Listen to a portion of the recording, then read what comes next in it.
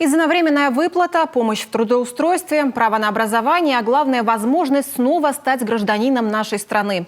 Эти и другие возможности дает государственная программа добровольного переселения в Российскую Федерацию соотечественников, живущих за рубежом.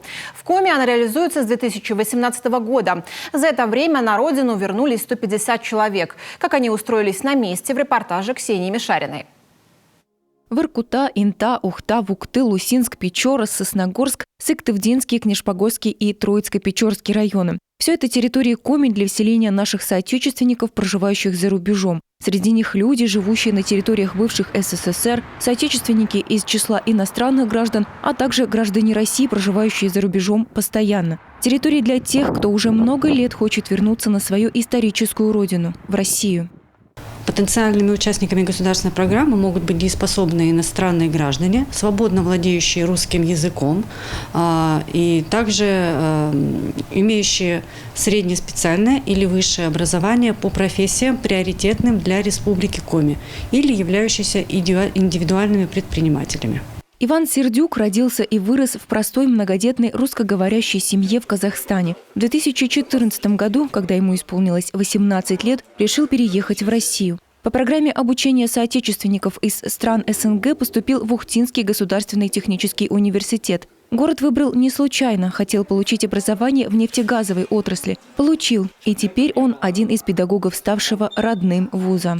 Ближе к 2020 году запустилась программа государственного переселения соотечественников. Вот я о ней узнал, а к тому времени я уже был преподавателем, а там, получается, различные критерии, по которым нужно было подойти.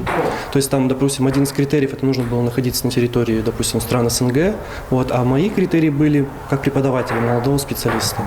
Участник программы получает единовременное пособие в размере 20 тысяч рублей, а члены его семьи – по 10 тысяч. Кроме этого, они могут оформить гражданство Российской Федерации и получить компенсацию расходов, связанных с переселением. Имеют право на образование и медицинскую помощь, а также содействие в трудоустройстве. По данным МВД, в прошлом году в Коми вернулись 22 соотечественника, в этом 21. На сегодняшний день на учете в МВД Республики Коми состоят 67 участников государственной программы и 83 члена их семей. 15 участников государственной программы занимаются преподавательской деятельностью, 20 работают в сфере медицины, по одному в нефтяной и газовой отраслях Республики Коми, и 27 участников являются индивидуальными предпринимателями.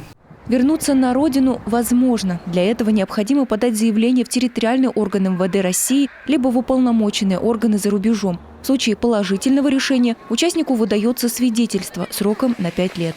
Ксения Мишарина, Виктория Науменко, Олег Жуковский, Павел Лагутин, телеканал Юрган.